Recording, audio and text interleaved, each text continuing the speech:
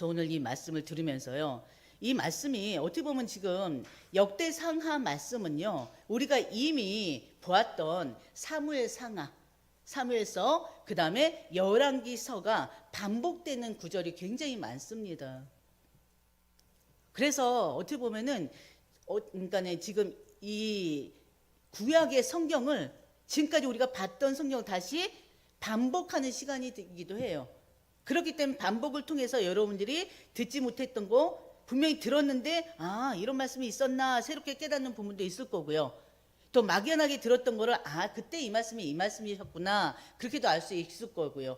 그리고 또 반복해 들으면서 이제 정확하게 이제 딱 말씀이 이해가 되는 부분들도 있을 것입니다. 그래서 역대상하를 보면서요, 우리가 또 이 지금 이스라엘의 그 역사를 또 정확하게 보시는 시간이 됐으면 좋겠어요. 그리고 또 이미 또 아는 내용들이기 때문에 또 다 아는 내용이네 하고 또 어떻게 그냥 또 쉽게 또 넘겨버릴 수도 있습니다. 그리고 지난주 우리 봤던 것처럼 1장에서 9장까지는 뭐가 있었습니까? 거의 대부분의 말씀이 족보였죠. 족보, 계보. 족보가 굉장히 많았어요. 근데 그 족보가 기본적으로는 언약 족보였기도 했는데 언약 밖에 사람들도 있었습니다. 그리고 또 왕들의 이야기예요. 근데 중요한 것은요, 이 열왕기 역대기는요, 무너진 시대를 사는 백성들에게 주신 하나님의 말씀이라는 거. 그래서 역대상은요, 한번 떼어보세요.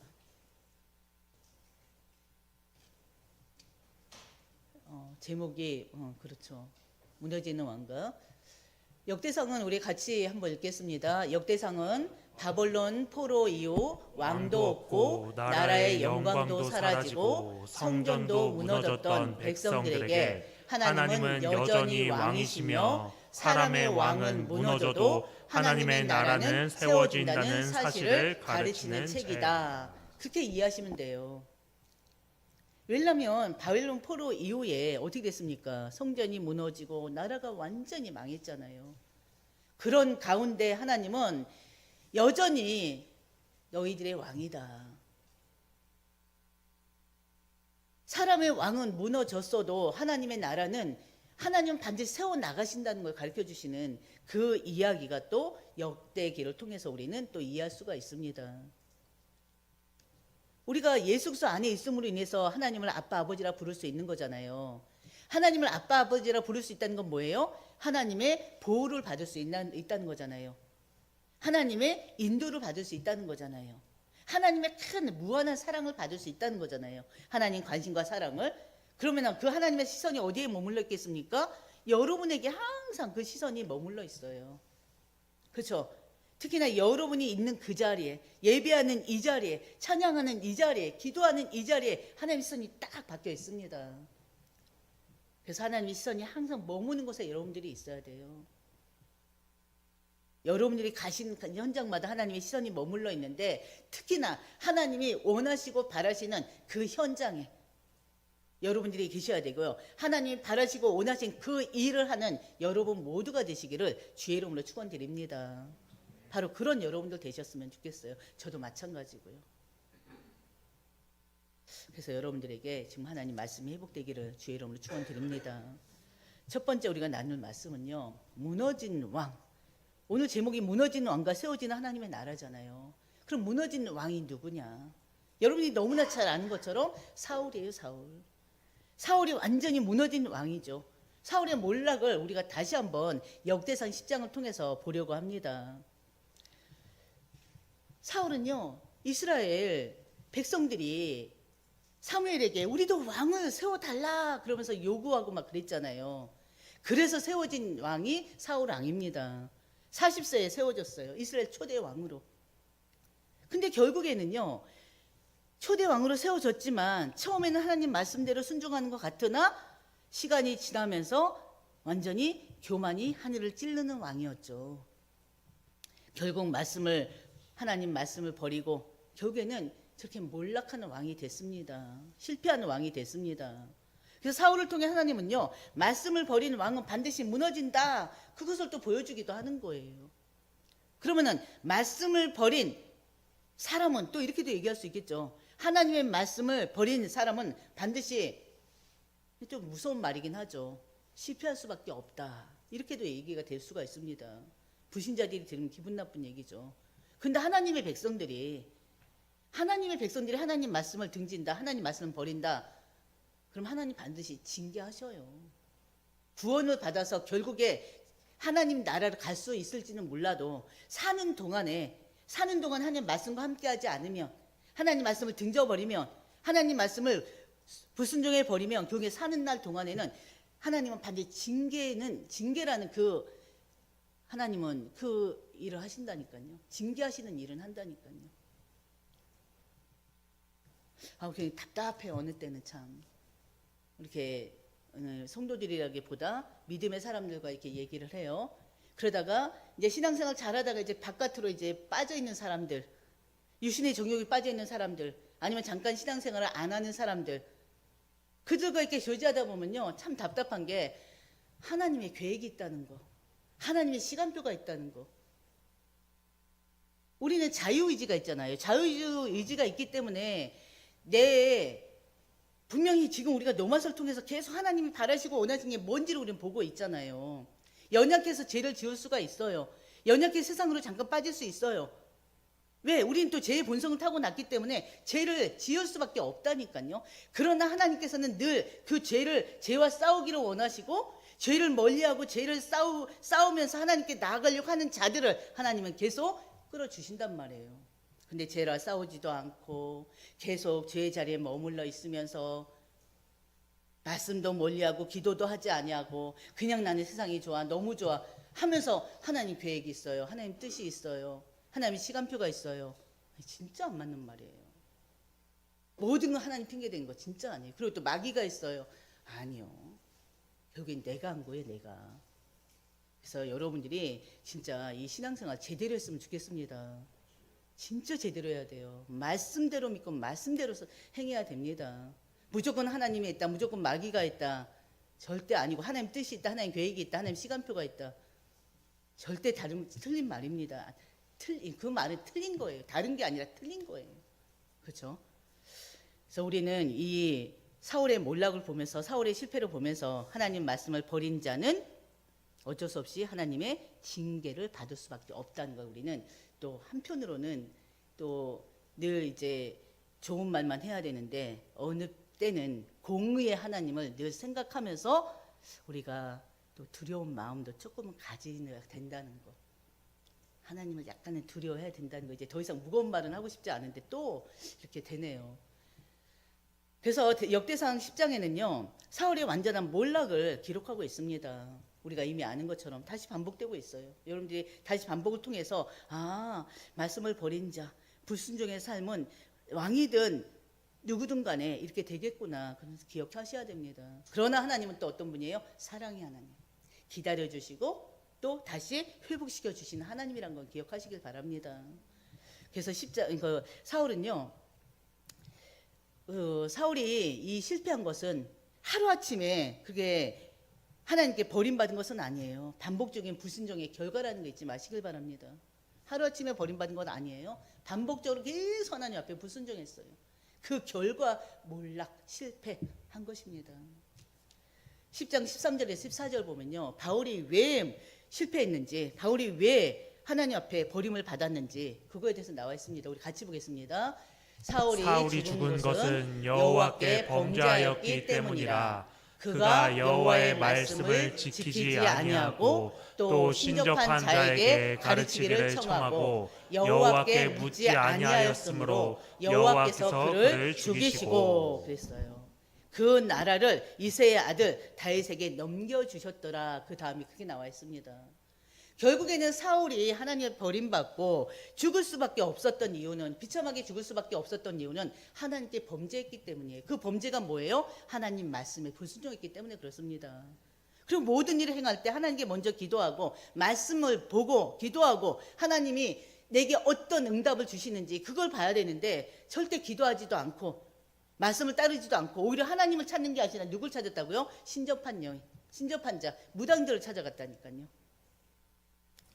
결국에는 그래서 그 나라를, 그 왕권을 누구에게요? 이새의 아들 다윗에게 넘겨주게 됐습니다. 너무나 잘 아는 말씀이죠. 이 말씀은 사무엘상 13장에도 있습니다. 15장에도 있습니다. 이미 선고한 하나님의 말씀을 지금 집행하고 있는 거예요. 사무엘상 13장 8, 9절에도요. 그러면은 이 말씀이 지금 제가 말씀드렸던 것처럼 사무엘상 13장하고 15장에 있는 말씀의 결과입니다. 그게 바로 뭡니까? 사울이 그럼 어떤 불순종을 지었습니까? 여러분 다 아는 내용이에요. 그게 바로 사무엘상 13장 8절에서 9절. 블레셋 전쟁을 앞두고요. 이제는 하나님께 번제를 드려야 돼요. 근데 하나님께 번제를 드리고 화목제를 드리려면 누가 드릴 수가 있어요? 누가 드리죠? 제사장이 드려야 되잖아요. 그 당시 제사장이 누구였습니까? 사무엘이었죠. 사무엘이 와서 이제 제사를 드려야 돼요. 번제를 드려야 돼요. 화목제를 드려야 돼요. 근데 사무엘이 오질 않아요. 블레셋에서는 이제 막 쳐들 이미 와 있고 이제 싸움을 시작해야 되는데 오질 않아요. 약속한 그 시간에 오질 않아요. 그래서 막 급해가지고 마음이 급해서 제사장이 아닌 왕인 바로 사울이 하나님께 번제를 드리고 화목제를 드렸어요. 드리고 나니까 그때 딱 오네요.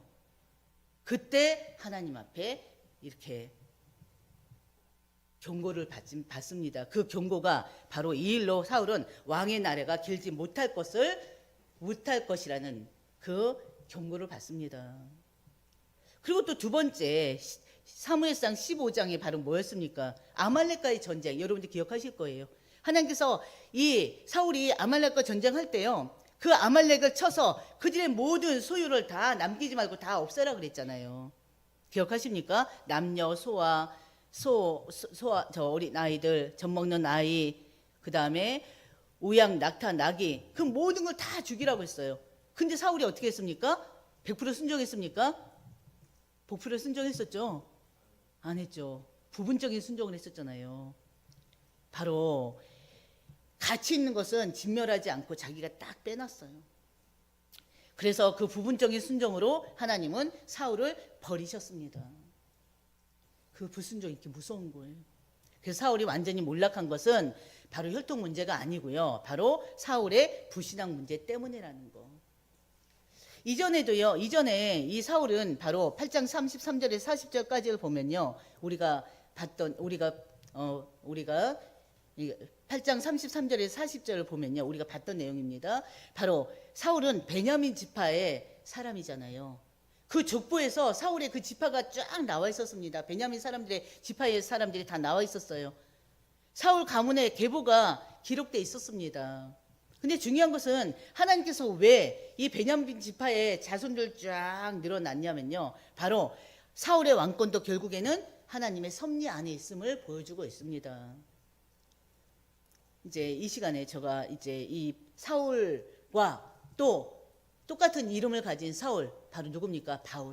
바울에 대해서 잠깐 이렇게 비교 좀 하려고 그래요. 사울은 베냐민 지파 사람입니다. 베냐민 지파 하면은 신약의 사람 바로 사울, 사도 바울을 생각할 수가 있습니다. 바울도 베냐민 지파 사람이란 말이에요. 바울은요, 로마서 11장 1절에서도요, 자신은 이스라엘 사람이요, 아브라함의 씨요, 베냐민 지파라고 스스로 소개했었습니다. 그리고 빌립보서 3장 5절에서도 8일 만에 할례를 받았고 이스라엘 족속이요, 베냐민 지파라 했어요. 그리고 또 자신을 히브리인 중에 히브리라고 했잖아요. 자기가 정통 유대인임을 강조했었습니다. 바로 이 사울왕과 사도 바울과 공통점이 굉장히 많아요. 어떤 공통점이 있습니까? 이름이 같아요. 이름이 같아요. 원래 이 바울의 이름이 히브리어 바로 사울이었습니다.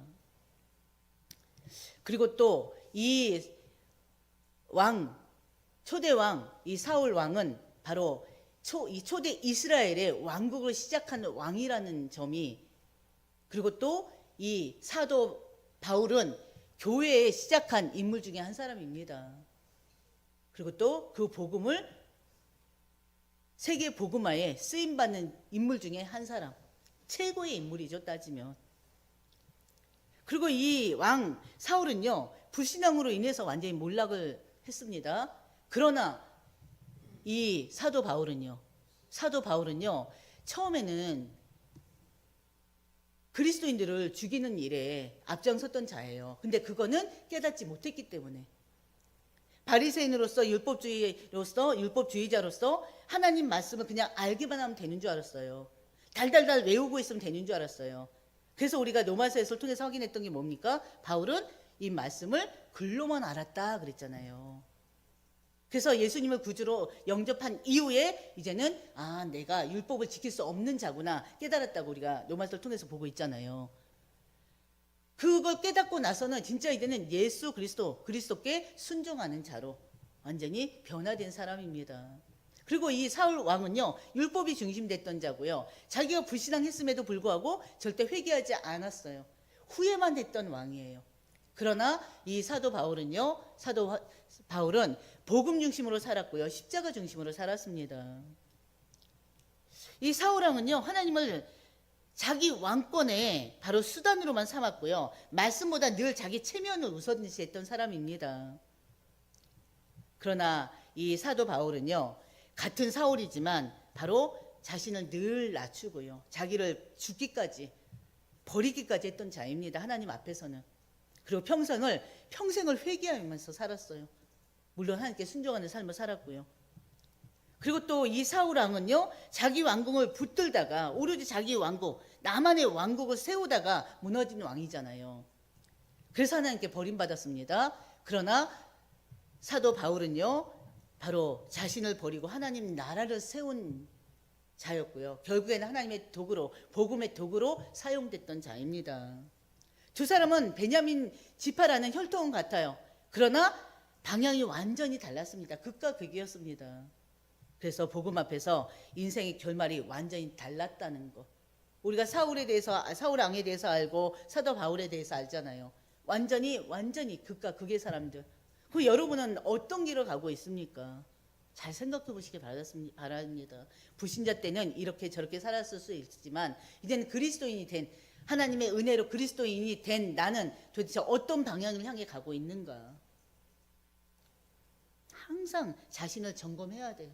자신의 영적 상태를 점검해야 됩니다. 그래야지 우리가 그리스도 예수 안에서 성령 인도받는 삶을 살게 돼 있어요. 자기 점검은 항상 해야 됩니다. 매일매일 하셔야 돼요. 그래서 역대상 10장은요, 사울이 하나님 말씀을 지키지 않고 무슨 일을 하든지 하나님께 묻지 않고 자기 원하는 대로, 자기 방식대로, 자기가 하고 싶은 대로 했던 왕. 그래서 결국엔 자기 왕권에 어떻게 해요? 자기 왕권을 세우려다 결국에는 하나님께 버림받은 몰락한 한 왕의 모습을 우리는 10장을 통해서 볼 수가 있습니다. 근데 하나님은요, 무너진 왕으로 역사를 끝내지 않으세요. 결국에는 이 북이스라엘이 바로 나라를 잃고 그 북이스라엘 역사는 끝났어요. 그러나 하나님의 그 언약의 백성 남유다는 어떻게 됐어요? 10수년 만에 하나님 다시 회복시키셨잖아요. 포로에서 돌아오게 하셨잖아요. 다시 성전을 어떻게 해요? 세우게 하셨잖아요. 예배를 회복하게 하셨잖아요. 바로 하나님, 그런 하나님이세요. 하나님 무너진 왕으로 역사를 끝내지 않으시고요, 무너진 왕 뒤에 다시 세워지는 그 하나님의 나라를 세우는 그 일을 또 보여주십니다. 바로 그 이야기가 바로 역대상 11장부터 21장까지. 두 번째, 하나님은 어떻게 나라를 세우셨는가? 하나님 나라를 어떻게 세우십니까? 사울이 죽은 뒤에 이스라엘은 다시 한 왕을 세우십니다. 누굴 세우신다고 약속하셨어요? 다윗을 약속하셨잖아요. 그래서 11장 3절 다윗은 왕이 됩니다. 11장 3장에 보면요, 여호와 앞에서 언약을 맺음해 그래요.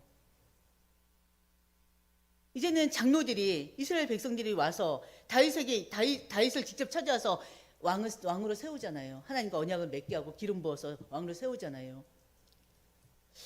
바로 여호와 앞에서 언약을 맺음에 바로 뭡니까? 다윗의 왕권은요, 사람 앞에서 세워진 왕권이 아니라 바로 하나님 앞에서 새롭게 시작된 왕권임을 얘기해 주고 있어요. 그래서 역대상 11장 9절 보면요, 만군의 여호와께서 다윗과 함께 계시니 다윗이 점점 강성하여 가니라. 만군의 여호와께서 여러분과 함께 계시면 어떻게 된다는 거예요? 하나님께서 여러분에게 은혜를 주셔서 여러분을 계속 강하게 한다니까요. 힘 얘기하는 게 아니라 영적으로 힘 있게 하십니다. 영성 있게 하십니다. 그래서 여러분들 하나님과 함께 해야 돼요. 임만이 그 하나님과 함께. 그래야지 여러분들이 여러분을 통해서 가정도 여러분이 속해 있는 그 현장이 어떻게 해요? 하나님이 이끌어 주심으로 인해서 형통함의 축복을 누릴 수가 있어요. 점점 어떻게 돼요? 하나님이 바꿔주신다니까요. 점점 강하게 만들어요. 한마디로 강하다는 게 뭐예요? 성령 충만할 대로 하나님 만들어 주십니다. 그래서 여러분이 하나님과 함께, 아니 하나님이 여러분과 함께하길 주의 이름으로 축원드립니다.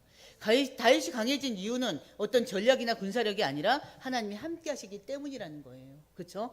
그래서 11장 후반부를 보면요, 다윗의 용사들의 명단이 나옵니다. 이름이 나오고 숫자들이 나와요. 근데 중요한 것은요, 이 이름과 숫자는 많지만요, 성경이 말씀하고자 하는 메시지는요, 다윗의 나라는 혼자 세운 나라가 아니라 함께, 공동체가 함께 세운 나라라는 것을 보여주고 있습니다. 그래서 역대상 12장 38절 보면요, 같이 보겠습니다. 이 모든 군사가 전열을 갖추고 헤브론에 이르러 한 마음으로 다윗을 온 이스라엘의 왕으로 삼고자 하였더라. 그들이 한 마음으로 다윗을 왕으로 삼고자 했다 그랬어요. 하나님의 나라는요, 강한 지도자 한 사람을 세워지는 것이 아닙니다. 같은 마음을 가진 바로 공동체로 세워진다는 것을 보여집니다. 마찬가지예요. 이 한사람 교회 또한 마찬가지예요. 이 한사람 교회는요, 이제 목회자가 연약하기도 해요. 그렇지만 목회자가 아무리 똑똑하고 잘나고 하다 하더라도 그 목회자 한 사람으로 인해서 이 교회가 세워지지 않습니다. 하나님의 교회는요, 하나님의 백성들과 목회자가 하나 돼야지 돼요. 하나님 백성들이 말씀과 기도로 하나 돼야 돼요. 하나님 신 이 말씀과 그 언약이, 이 복음의 말씀과 언약이 하나 돼야 됩니다. 그래야지 그 공동체는 건강한 공동체가 될 수가 있어요. 그래서 여러분들이 항상 기도해야 되는 강단을 위해서 기도해야 되고요. 성도들 한 사람 한 사람 놓고 진짜 기도해야 됩니다. 그래서 이 공동체가 정말 하나님이 세우시는 교회, 공동체, 하나님이 정말 세우셔서 정말 전도선교에 정말 쓰임받는 그런 공동체가 되도록 여러분들이 진짜 기도로 힘을 모으시길 바랍니다. 진짜 필요해요. 진짜 필요합니다. 한마디로 이 이스라엘 나라 또한 마찬가지예요. 다윗의 나라 또한 강성해질 수밖에 없었던 게 정말 이제는 같은 마음을 가진 공동체로 인해서 세워진 나라이기 때문에 그렇습니다. 그래서 사울의 왕권은 어떻게 됐습니까? 결국에는 백성들의 마음도 얻지 못하고 결국엔 실패했지만 다윗은요, 그 왕권을 움켜쥐지 않았음에도 불구하고 사람들의 마음이 모여졌고요. 그 백성이 한 마음으로 왕이 되었고 그 이스라엘 나라가 어떻게 해요? 그 동안에는 정말 이제 결국엔 또 여러 가지 사건 사고들도 있었지만 하나님께서 정말 그 나라를, 이스라엘 나라를 계속적으로 하나님 딱 붙잡고 계셨어요. 그리고 다윗이요, 13절 16절 보면요, 다윗의 이제는 관심이 어디에 있냐면 언약궤에 있는 걸 보게 됩니다. 다윗이 왕이 된 이후에요, 가장 먼저 한 일이 뭐냐면요, 성전을 짓는 것이 아니었고요, 군대를 정비하지도 않았고요, 역대상 13장 1절 3절 보면요, 언약궤를 옮기는 일이었습니다. 이 일 때문에 이제 백성들과 의논해요. 근데 백성들과 의논을 하는데 여러분들 기억나십니까? 백성들과는 의논하는데 하나님께 의논하지 않았잖아요. 늘 하나님께 먼저 기도했던 자가. 그래서요, 13장 7절 보면 하나님의 궤를 새술에 싣고 그랬어요. 하나님의 궤를 새술에 실었다는 건요, 하나님이 이스라엘 백성들에게 주신 율례, 그 율법의 방식이 아니라 블레셋에서 사용했던 그 방식대로 지금 언약궤를 옮기고 있습니다. 기억나십니까?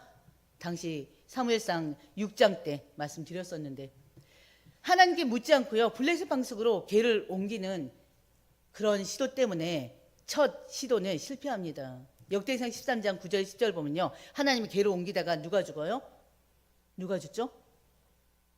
누가 죽죠? 소가 날뛰니 그 궤를 딱 집었어요. 그 집은 사람이 죽었어요. 그 자가 누구였죠? 우사. 기억나십니까? 우사가 궤를 붙들어서 하나님 앞에서 죽는 일이 일어났잖아요. 그래서 우사가 죽는 일을 이루면서 백성들이 두려움에 빠집니다. 그래서 다윗은 멈추고 다시 말씀으로 돌아옵니다. 왜냐하면 장로들과 상의하고 백성들과 상의해서 언약궤로 옮기기로 했는데 하나님 말씀대로 옮기지 아니하고 블레셋 방식으로 율법을 말씀을 따르지 아니하고 세상 방법으로 그 언약궤로 옮기다가 결국에는 우사가 죽는 일까지 일어난 거예요. 하나님의 성물에 손대는 것 자체가 죽는 일이기도 해요. 근데 중요한 것은 우사의 그 죽음이 개인의 죽음이 아니고요. 결국에는 하나님 말씀대로 행치 못한 그 결과에 우사가 죽은 것입니다. 그래서 다윗이 다시 멈춰서요. 그러고 나서 말씀으로 다시 돌아가요. 그래서 역대상 15장 13절 보면 전에는 너희가 매지 아니하였으므로 우리 하나님 여호와께서 우리를 찢으셨으니 이는 우리가 규례대로 그에게 구하지 아니하였음이라 하고 사실대로 고백합니다. 그래서 율법의 말씀대로 내인들을 세우고요. 하나님의 방식대로 다시 언약궤로 옮깁니다. 그리고 그때는 이제 왕복을 벗어요. 예배자의 옷을 입습니다. 그게 무슨 말입니까? 왕의 중심이 아니라 왕의 중심에서 내려오고요. 하나님의 임재의 중심에 선다는 뜻입니다. 그래서 이번에는 춤을 추고 찬양하고 기쁨으로 그 언약궤를 옮깁니다. 언약궤가 안치된 이후에 다윗은 예배 선언문을 선포해요. 그래서 역대상 16장 11절 보면 여호와와 그의 능력을 구할지어다 그의 얼굴을 항상 구할지어다. 그리고 역대상 16장 29절 보면요 여호와의 이름에 합당한 영광을 그에게 돌릴지어다. 모든 영광 하나님께죠. 그래서 하나님의 나라는 정치도 아니요 군사도 아니요 왕권이 중심이 아니라 바로 하나님의 임재가 중심입니다. 그래서 우리에게도 중요한 것은 다른 거 없어요. 이번 주 강단 말씀 그대로 계속 묵상하시기 바랍니다. 예수 안에 시작된 성령 인도에서 우리는 성령 인도받는 삶이 돼야 돼요. 왜? 여러분 자체가 교회잖아요.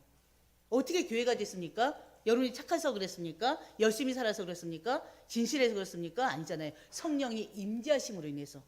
성령이 임재받은 우리는 하나님의 자녀들이고 여러분은 걸어다니는 교회예요. 그렇기 때문에 이 교회가 거룩하게 만들어야죠. 늘 말씀이 있도록 해야죠. 기도가 있도록 해야죠. 늘 이 교회가 하나님과 계속 소통이 돼야죠. 소통이 안 되면 이 교회가 어떻게 돼요? 성령이 임재되어 있는 교회인데. 그래서 여러분들이 나는 걸어다니는 교회라는 거, 하나님의 교회라는 거 항상 기억하시길 바랍니다. 그리고 또 이 일 이후에 다윗은요, 17장 보면요, 또 다윗의 마음이 또 하나님을 위해 있습니다. 하나님을 향해 있습니다. 그게 바로 여러분이 너무나 잘 아는 것처럼 하나님을 위하여 집을 짓고 싶다. 어떤 집을 짓고 싶어 하는 거예요? 의리의리한 집을 짓고 싶어 하는 거예요? 비싼 아파트에 막 사가지고 살고 싶어 할까요? 몇백 평짜리 막 그런 화려한 집을 얘기하는 게 아니라 이 집은 뭘 얘기하죠? 하나님의 성전을 얘기하죠.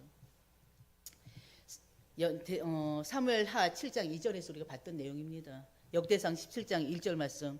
다윗이 그의 궁전에 거주할 때 다윗 선지단 나단에게 이르되 나는 백향목 궁에 거주하거늘 여호와의 언약궤는 휘장 아래 있도다. 그래서 다윗은요 하나님을 위해 성전을 짓고 싶어 합니다. 근데 하나님 말씀하셔요. 바로 17장 10절 이 말씀은 사무엘하 7장 11절에도 하신 말씀입니다. 여호와가 내게 말하노니 여호와가 너를 위하여 집을 세우리라. 네가 나를 위하여 집을 짓겠느냐? 그게 아니라 오히려 내가 너를 위하여 집을 세우리라. 바로 여기서 집은 건물만이 아니고 또 왕조를 뜻하기도 합니다. 다윗은 깨닫습니다. 하나님의 나라는 내가 하나님을 위해서 무엇을 하는 것이 아니라 내가 하나님을 위해서 무엇을 하느냐 보다는 하나님이 나를 통해 무엇을 이루시나에 달려 있다는 거예요. 기억하시길 바랍니다. 여러분 하나님 나라 확장하는데 주인공 되셔야 되잖아요. 하나님 나라 확장하는데 여러분들이 또 믿음이 신앙생활이 되어져야 되잖아요. 근데 우리가 가장 중요한 것은 내가 하나님을 위해서가 아니라 하나님이 내가 하나님을 위해 무엇을 하느냐보다 하나님이 나를 통해서 무엇을 이루시길 원하는 걸 먼저 보라는 거예요. 그렇죠? 하나님의 뜻, 하나님 계획. 이런 때 하나님 뜻이 들어가고 하나님 계획이 들어가는 것입니다. 이 속에서 우리가 말씀 잡고 기도할 때 하나님 시간표 가운데 하나님 역사하는 거예요. 내가 잘못된 삶을 살고 있는데도 육신의 정욕에 빠져 사는데도 하나님 계획이 있고 하나님 뜻이 있다. 아니요. 그건 말도 안 되는 거예요. 하나님의 나라는요, 사람의 열심으로 유지되지 않습니다. 하나님의 약속으로 이어진다는 것을 다윗이 깨달았습니다. 그래서 이 언약은 훗날 예수 그리스도께로 이어지기도 해요. 그리고 또 18장에서 20절 보면요, 이후에도 싸움은 또 계속 있어요. 다른 강대국과의 싸움, 이웃나라의 싸움은 계속 있습니다. 근데 다윗의 싸움은 사울과 달라요. 다윗은요, 숫자를 의지하지 않았고요, 전략을 앞세우지 않았습니다. 항상 싸우기 이전에 누구에게?